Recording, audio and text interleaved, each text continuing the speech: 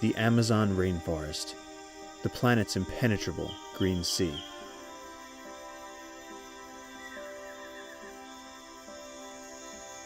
Within these remote depths runs the Las Piedras River, which forms part of the longest tributary to the Amazon.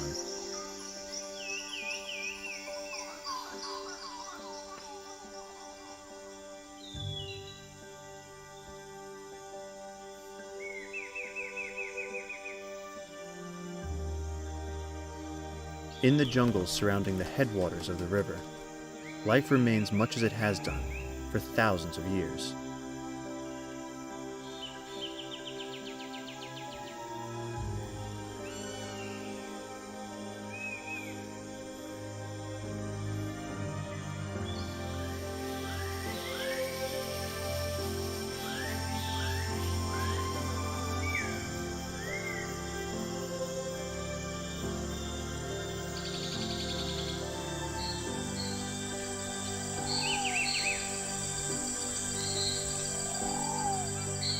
Giants like these form a dense canopy, shutting out the lights on those who dwell below.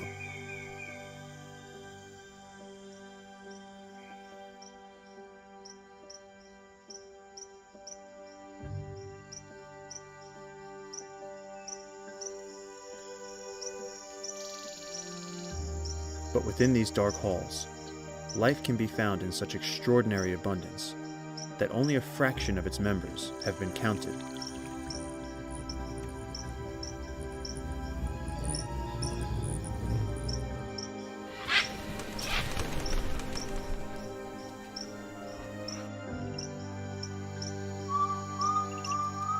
And this is with good reason, because survival below the treetops is often to remain hidden.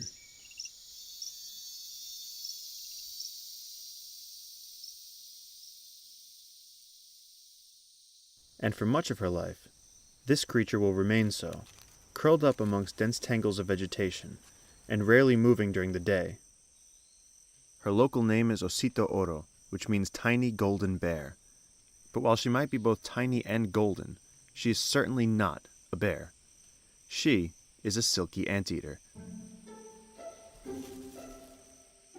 But don't let appearances fool you.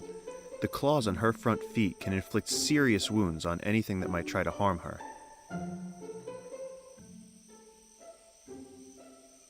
They are her only defense when she leaves her hiding places in search of food.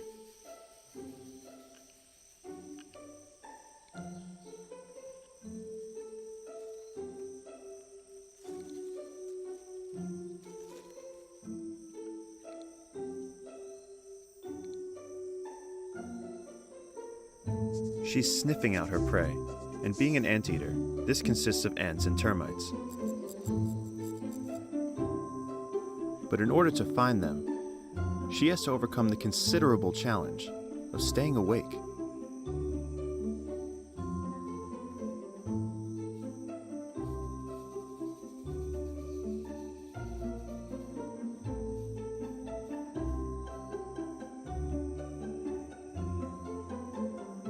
Once she's mustered up the strength to focus on the task at hand, she finds a termite nest and decides that it isn't quite the kind she's looking for.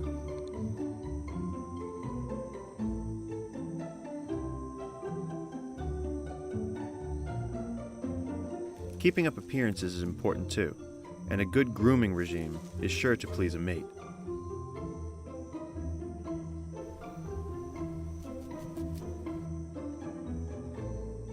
But we still don't know how silky anteaters manage to find each other in such a vast wilderness.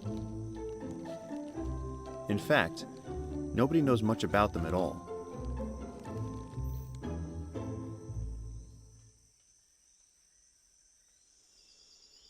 But not all animals avoid predation by hiding away in those hard-to-reach places. Many hide in plain sight.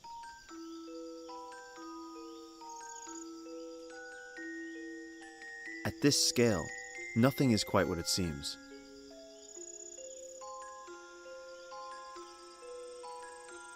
Down to the finest detail, these insects are masters of camouflage.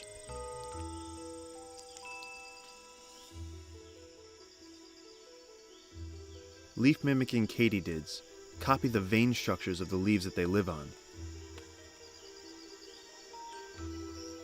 Some stick insects even mimic the particular species of moss and lichen that tend to grow from their favored trees.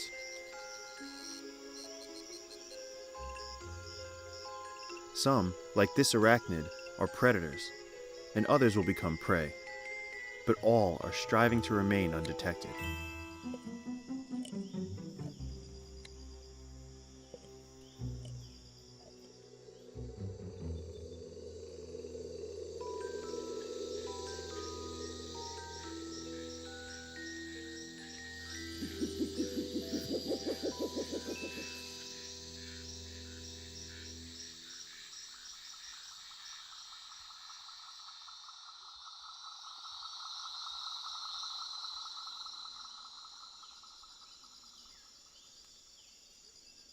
While many animals avoid predators and catch prey by copying the designs of others, these moths have an entirely different strategy.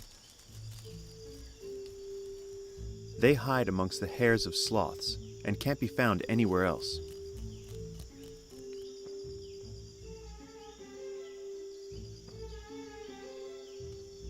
The sloth's dense hair supports a variety of algae that help it to blend in with the surrounding jungle. And they move so slowly and infrequently that they're rarely spotted by predators.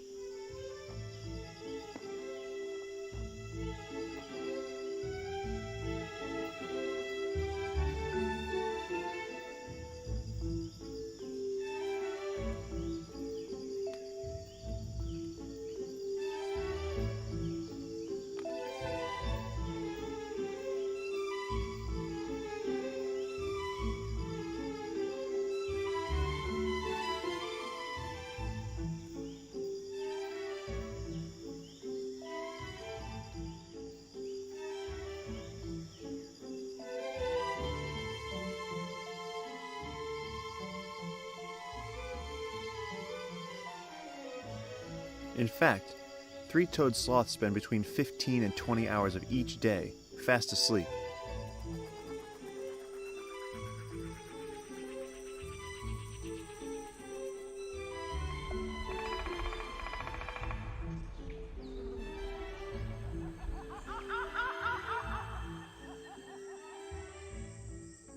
Their leafy diet is simply too poor in calories to keep them going for much longer. The perfect place for moths to make a permanent home. But hiding away and living the solitary life isn't the only way to stay safe in the jungle. Sometimes, sticking together can work just as well. The tip of this young tree is just soft enough for the probing mouthparts of these tree hoppers to break through and feed on the sap that runs through its veins. Aside from a thin shell, the tree hoppers are completely defenseless. For protection, they've forged an unlikely alliance. These ants are their defenders, and they're paid for their services. Luckily for the tree hoppers, their honeydew, or sugary excrement, is a sufficient reward.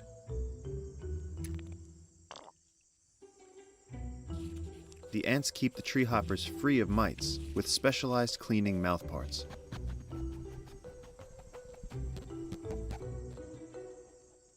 But in this jungle, there's always a little more happening than first meets the eye. There are actually two kinds of tree hoppers here, and one is up to no good. Those with darker shells rarely produce the liquid that feeds their ant protectors, but they want to stay clean all the same. So when they detect an ant ready to clean a lighter colored tree hopper, they simply climb on top and prevent the ant from feeding until they're clean.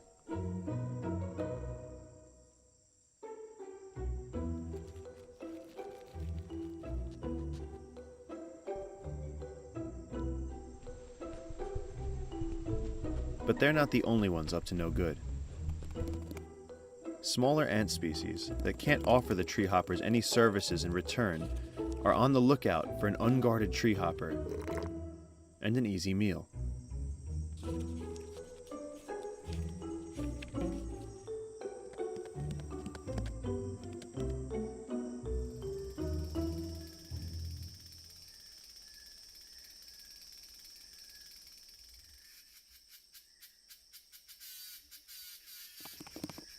Each day, billions of these tiny leafcutter ants embark on a journey, migrating through the forest along miniature highways. The daily commute is coordinated through a powerful yet invisible chemical messaging system. However, the journey to work can be a hazardous one, and falling leaves often create traffic problems. But these ants are prepared for almost anything. Specialized workers are deployed to remove the blockades. It only takes a handful of ants a few hours to clear a full coating of leaves from the forest floor.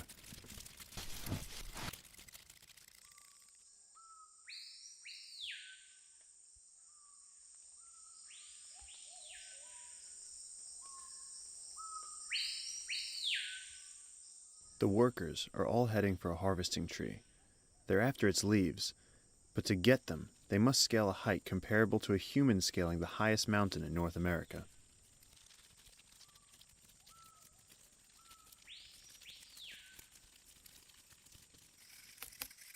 Soon after hitting the summit, they begin to remove segments from the tree's leaves, using jaws that vibrate thousands of times per second.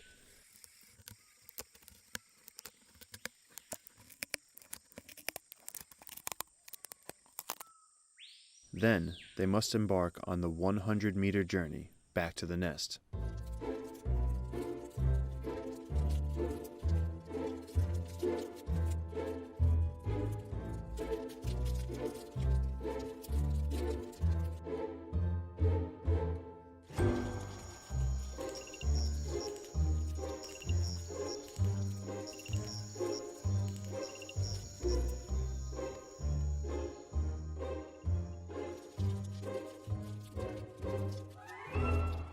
Despite the distance, the whole commute only takes each ant about an hour.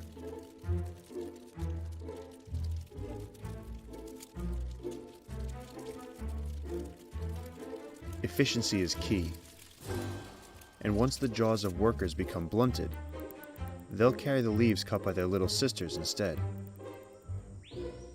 At the surface, their home doesn't look like much, but below lies an underground labyrinth of tunnels stretching 8 meters beneath the forest floor. Home to a colony with as many members as the City of London.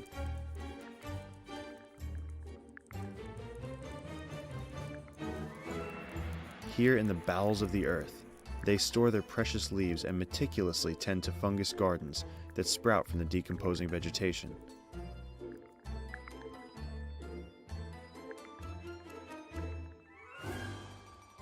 The tiny, white, rounded fruiting bodies of the fungus are used to feed the entire colony.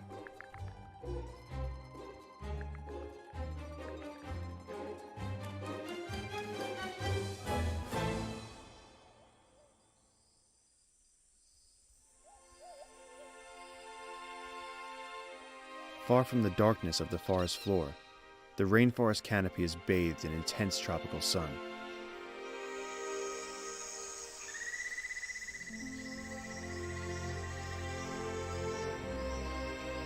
This is the engine room of the jungle, where giant trees capture sunlight to fuel their growth.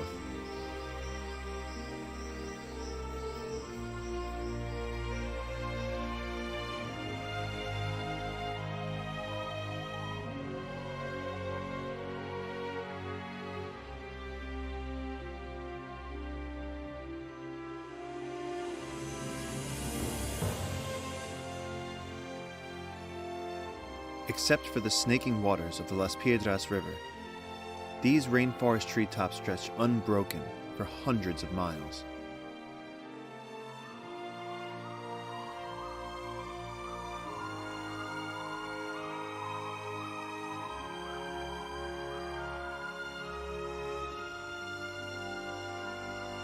Here in this skyward realm exists the greatest diversity of life in the rainforest, and so on Earth itself.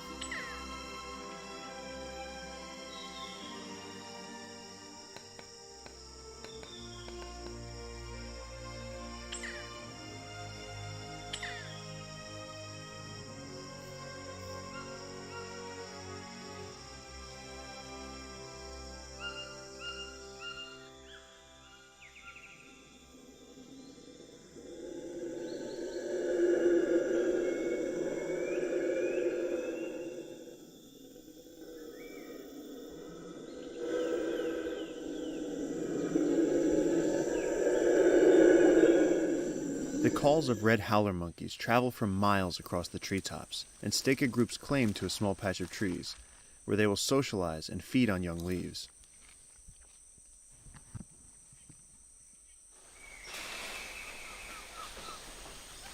Troops of brown capuchin monkeys will range far throughout the forest and will eat almost anything they can get their hands on, whether it's flowers, insects, fruit, or even small mammals.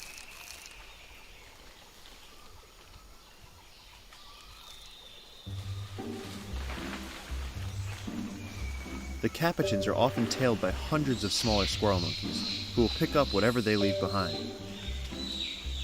This unlikely alliance was forged to reduce the risk that a single individual will be picked off by an eagle.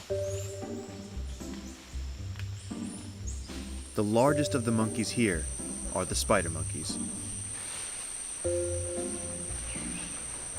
And they are constantly on the move. They follow well-trodden routes that track the shortest distance between fruiting trees. During times of plenty, as many as 100 individuals can be found traveling together for a short time. When small groups meet, new friends are made, and new groups are formed.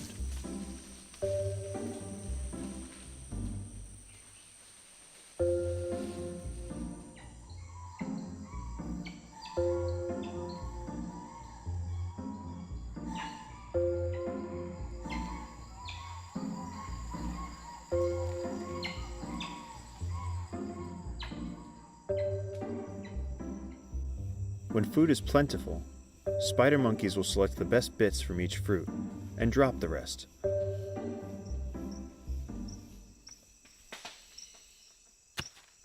But it rarely goes to waste, as peccaries that roam the forest floor will consume much of what's been dropped.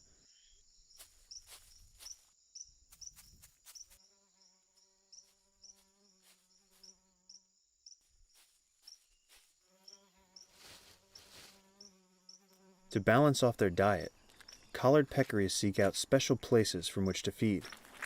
The thick mud in this hole contains unusually high concentrations of salt, a rare treat so far from the sea.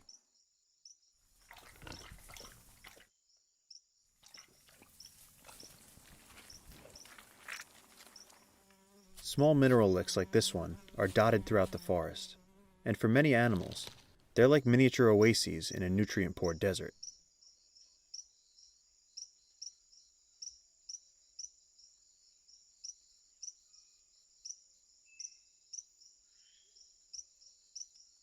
Throughout the day, a variety of visitors come and go. Some, like this red brocket deer, are particularly wary, as they know that jaguars hunt here too.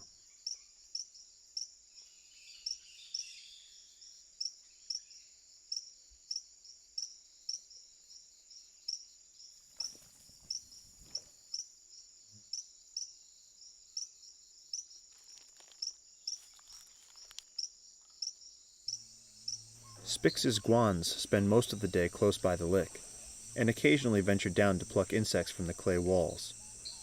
But at the slightest sign of danger, they'll sound the alarm and let others know that it's time for them to leave.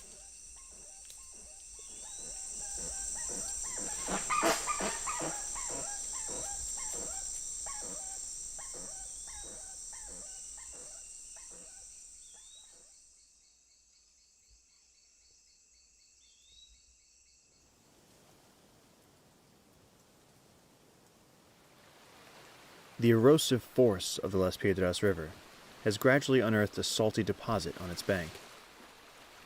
This is the last remains of an ancient ocean that dried up many millions of years ago. Macaws flock here from tens of miles around.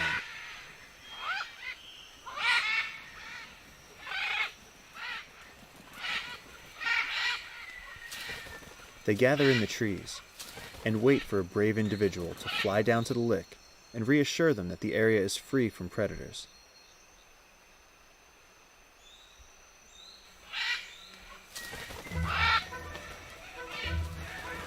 Once a few make it down safely, the rest decide to follow.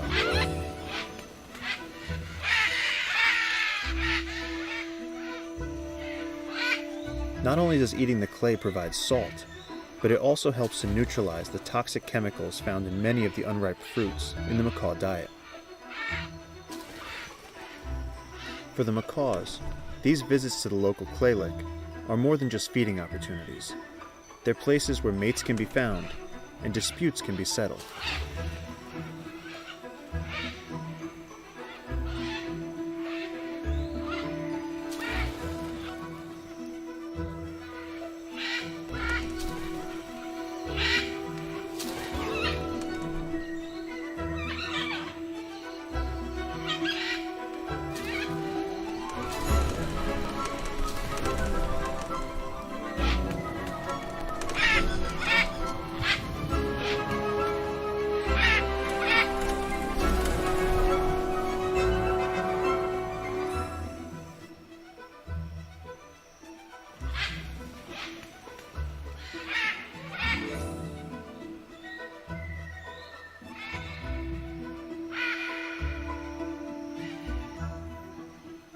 It's nesting season, and high in the branches of a chihuahuaco tree, two macaw parents have enlarged a natural hollow.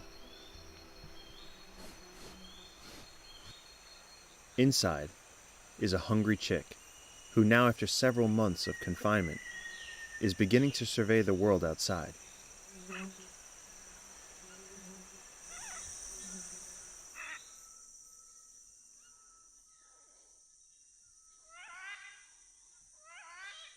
For now, his mother and father must deliver his daily dose of clay, but in a few weeks' time, he'll be ready to fly the nest and follow his parents.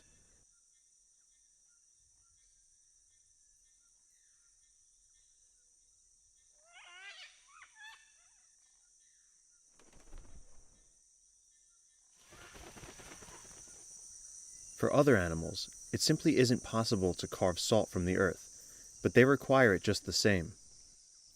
Like the macaws, these butterflies spend much of their time high in the canopy, but every now and again, they too must descend.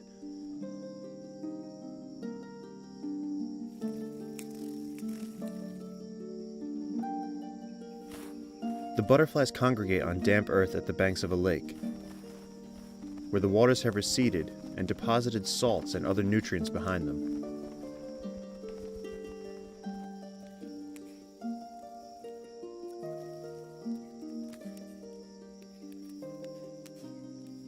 But for butterflies, life in the rainforest can be hazardous at best.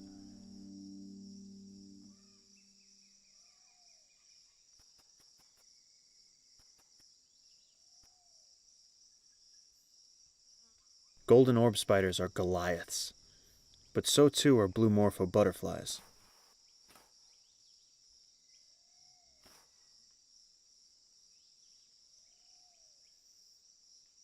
The spider approaches with caution, wary of the butterfly's powerful wings. But butterflies this large don't stay stuck for long.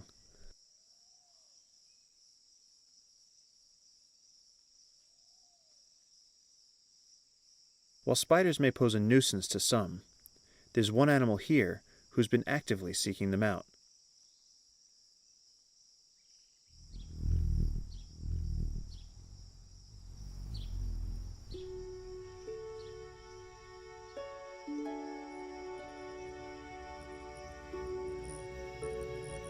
This hummingbird is making her first nest, strung together with spider silk and hung from the tip of a leaf. On each trip, she can carry a single blade of grass or a tangled strand of spider silk. It takes her weeks to finish.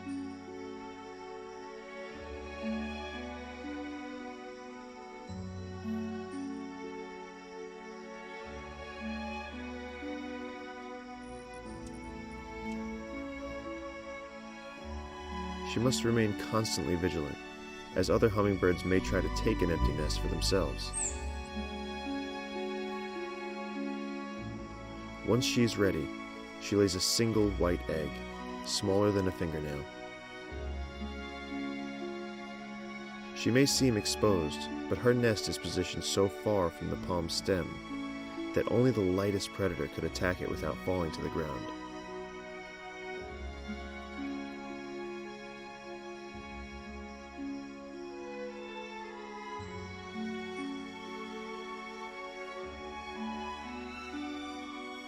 week later, a tiny hatchling has emerged.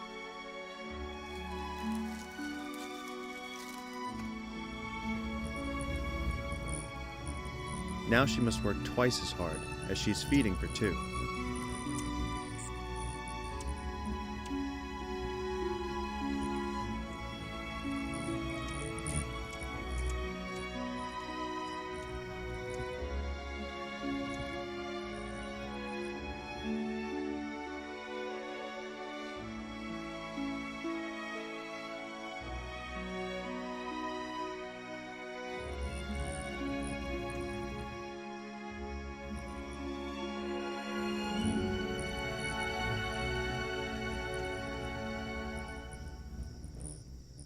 But the dry season is coming to an end.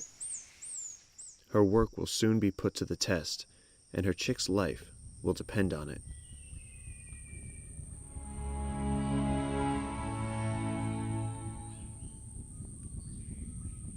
The temperature has been rising for days, and the air has become saturated with moisture. The creatures of the rainforest can feel it.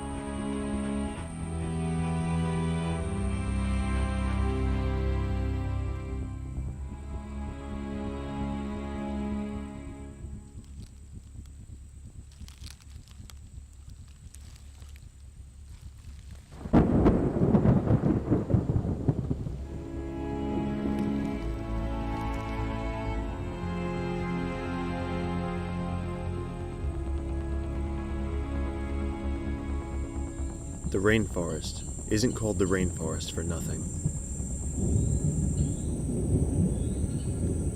In the Amazon, storms hit with a fury like few other places on Earth.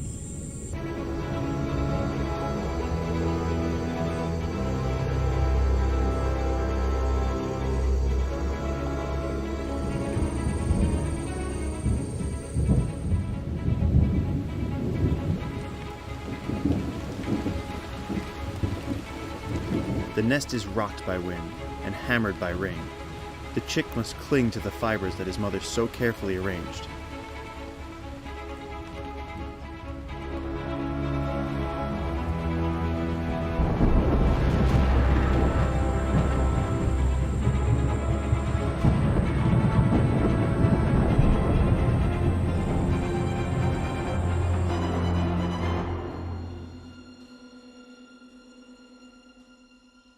Dawn sees the end of the downpour, but the storm's effects can still be felt.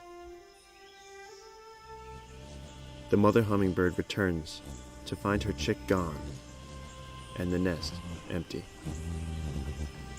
In her distress, she checks for him over and over.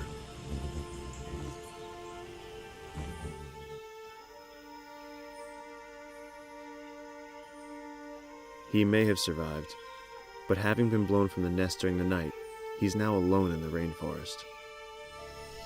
He doesn't yet know how to find food for himself, so she must find him quickly, or else he will starve.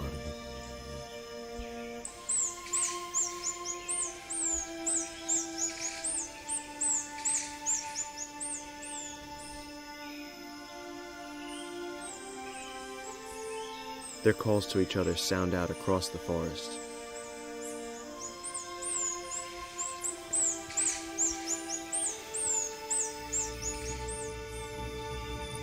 And the two are reunited once again.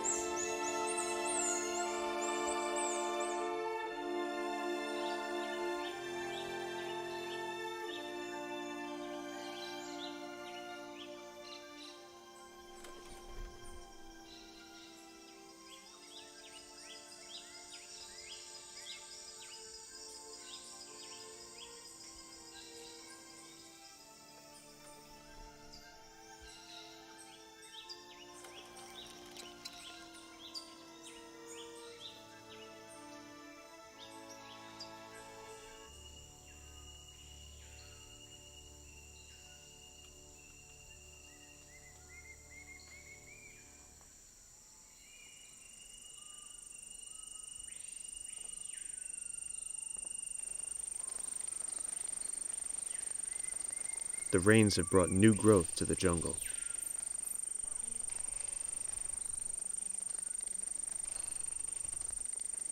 But they have also brought destruction. The Las Piedras River is bursting its banks. Entire trees are carried away with the current.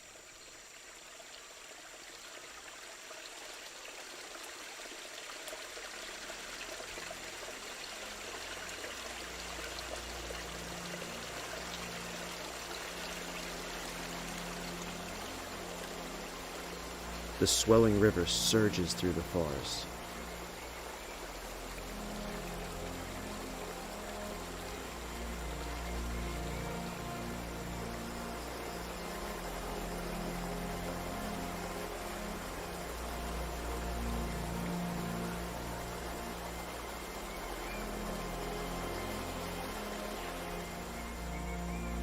For those too small to outpace the flood, the only way is upwards.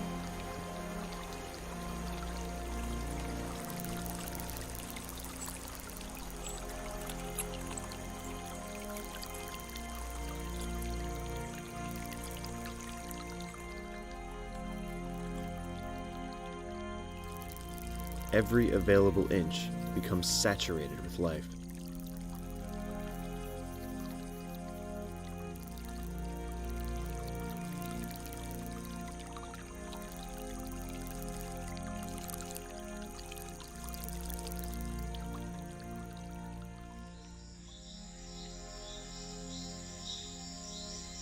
Strange forms are forced from the darkness.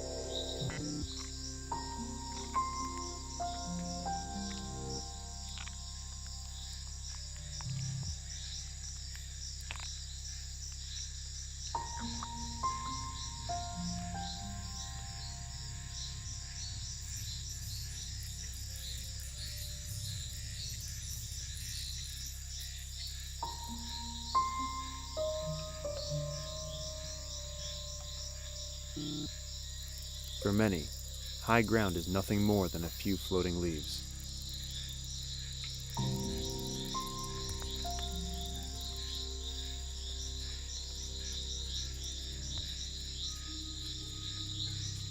The search for escape is constant.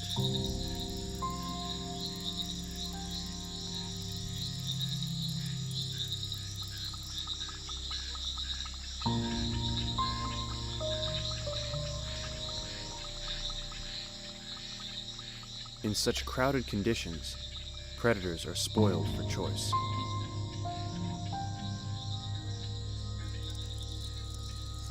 Isolated on their treetop arcs, it could be weeks before the river recedes and the creatures of the forest touch solid ground once again.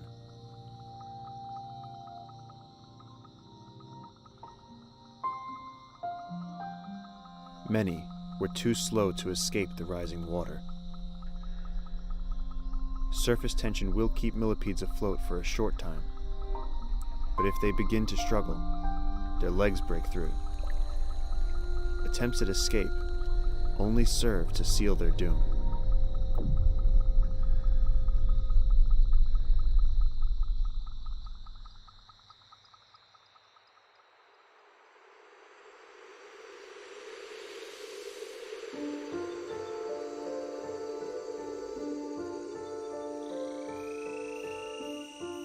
The arteries of the jungle are now springing back to life.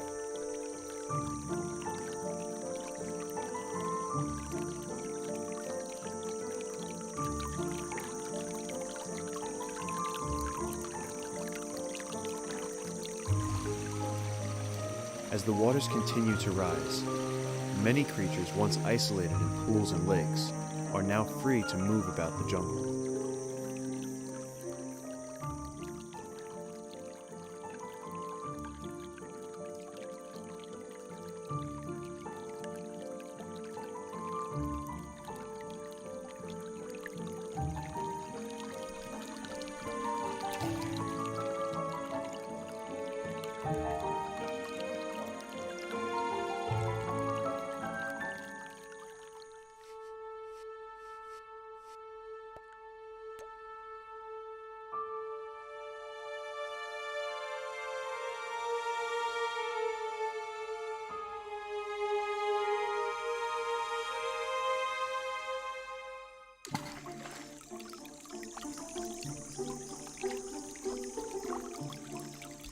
Fish are searching for a safe place to lay their eggs, and predators are ready to cut them off.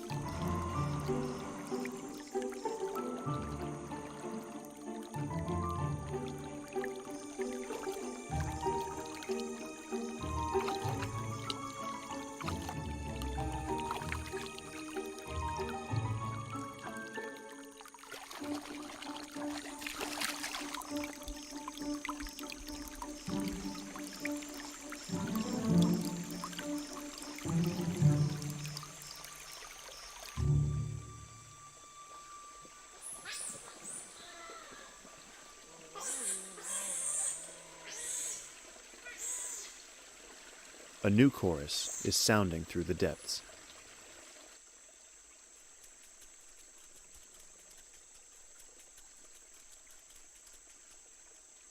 A family of giant river otters, 7 strong, are also here to take advantage of the fish to be found in the swelling streams. And just as well, because this family has 3 hungry cubs to provide for.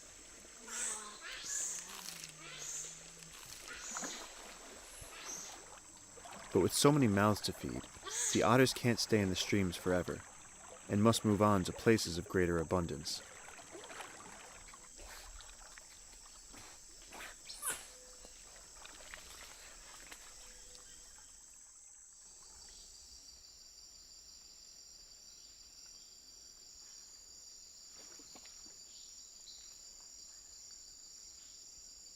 They spend most of their time in vast lakes hidden deep in the forest.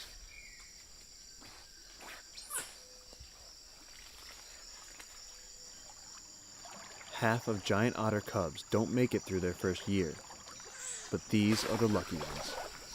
They have made it past the crucial stage in their lives when they're most vulnerable to predators.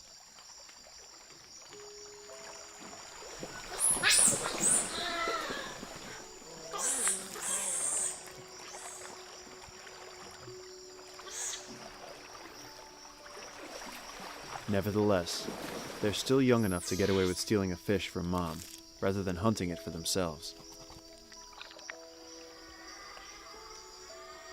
The cubs' jaws still aren't strong enough to dispatch a fish quickly, so they have to keep a careful grip.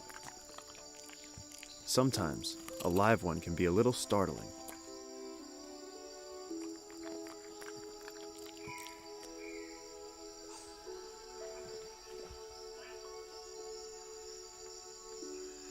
Other animals stay close behind the otters and pick up their scraps.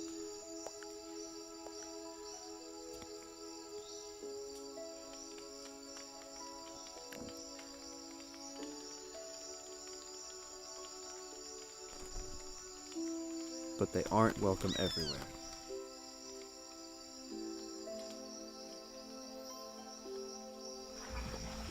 With full bellies, there's plenty of time for play. In a few months, the cubs will reach their adult size at 2 meters long. But for now, they must still be careful not to stray too far from their parents, for these waters are home to another top predator.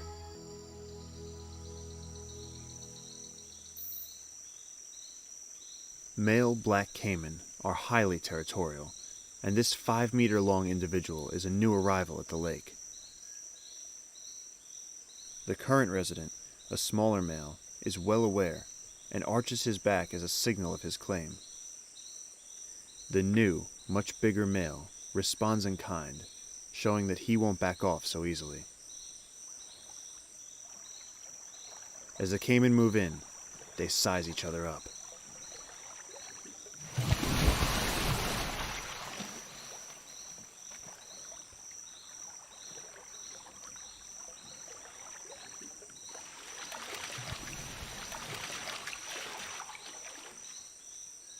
But the smaller resident male wisely backs off, and the intruder succeeds in claiming these hunting grounds for himself.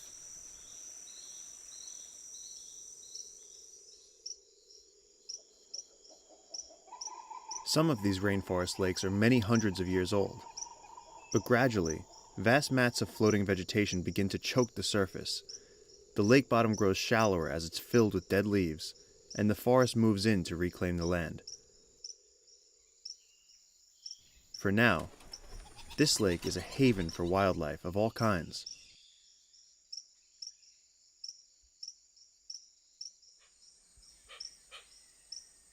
These prehistoric-looking hoatzins find safety on the perches at the edge of the lake, where the predators of the forest floor struggle to reach them.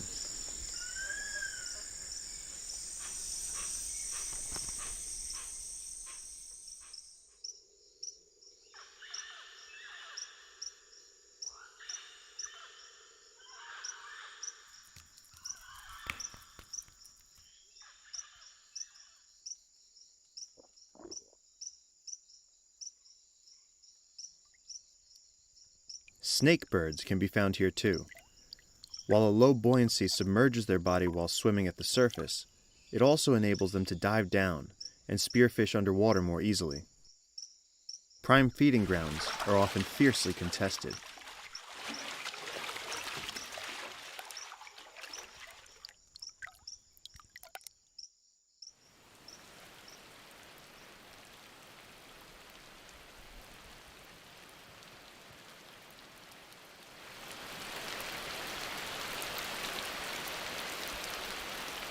For many animals, the daily downpours of the rainy season provide a welcome break from the stifling heat of the dry months.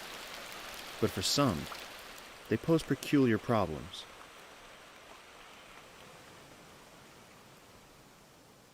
The water has risen, and the butterflies that once fed on the mud banks at the lake's edge must now look elsewhere for a meal.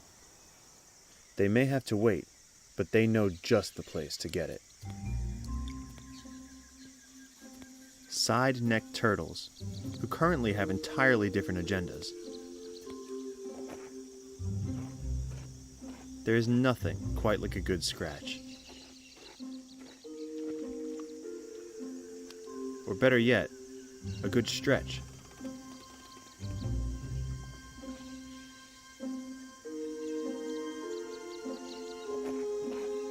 In the rainy season, young turtles must make the most of the brief spells of sun. A good sunbathing log is hard to come by, so they rarely get it to themselves for long.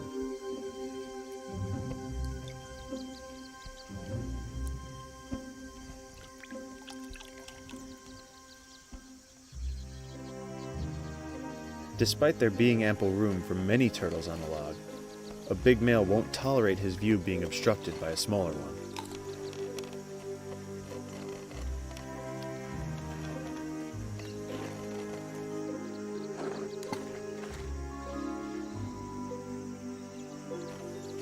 In turtle society, size is everything. When the turtles are more evenly matched, log relations are more respectful. But as a consequence, they often tend to pile up. Life on the log is a process of constant nudging and shuffling. Once the turtles have settled, the butterflies can move in. The butterflies lap up the salty turtle tears. But the turtles aren't sad. The tears clean their eyes after a dip in the water. The butterflies don't actually consume the tears they collect. They save them. These butterflies are all males, and they will pass the tiny bundles of turtle tear salt to the females during mating.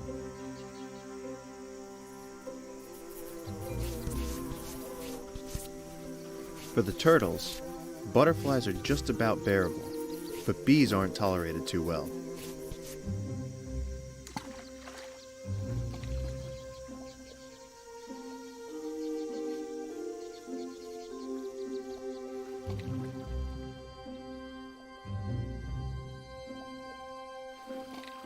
It seems that turtle relations in the water are not so different from those on the log.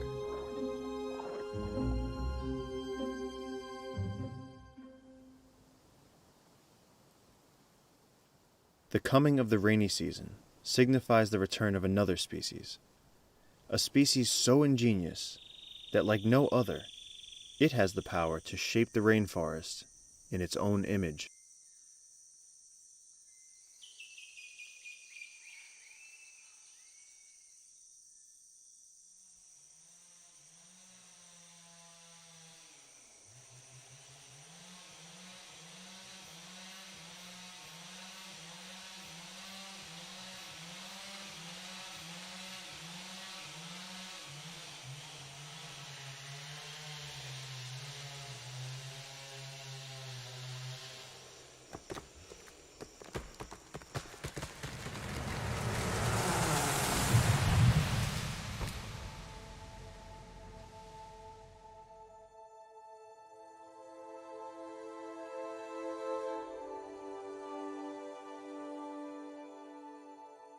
What natural processes take centuries to build, people can undo in a matter of minutes.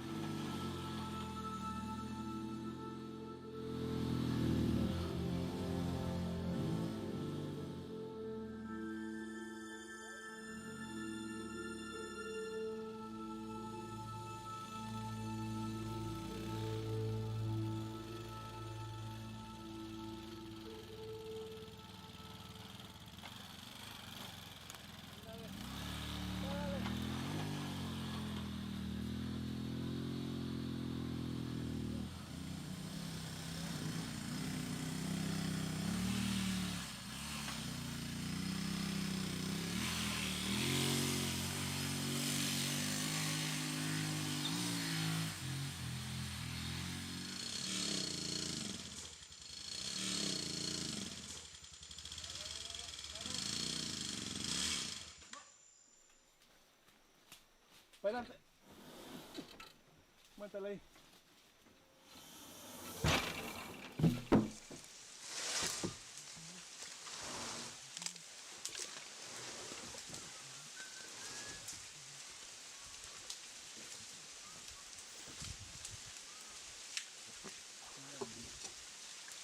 Cuidado, gordo.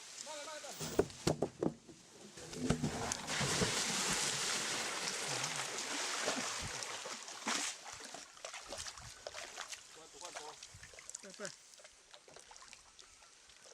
Toma.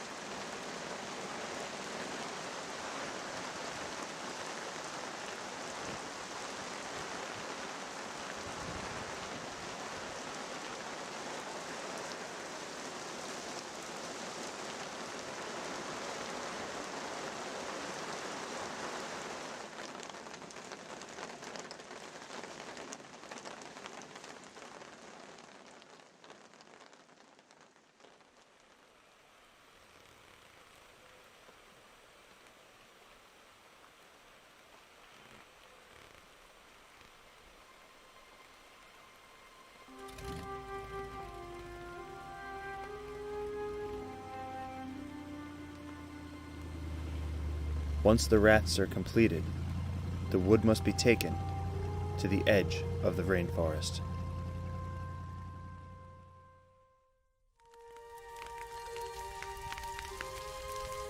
But at that edge, the world is changing.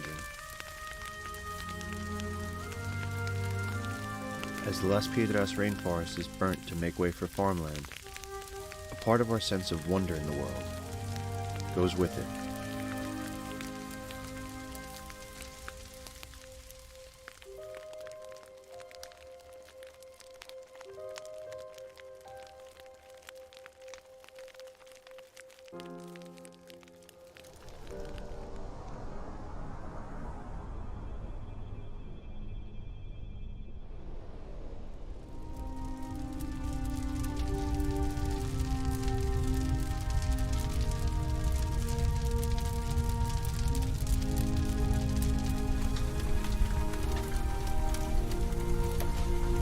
For animals in this rainforest, millions of years have been spent finding ways to cooperate, ways to compete, and ways to survive.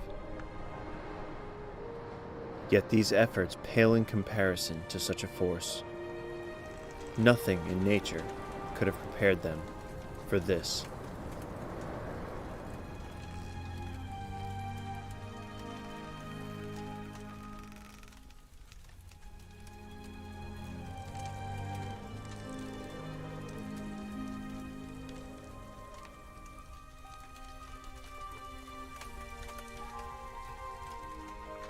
The clock is ticking for those mysteries that still remain hidden within the trees, because such wild places could soon be worlds of fiction.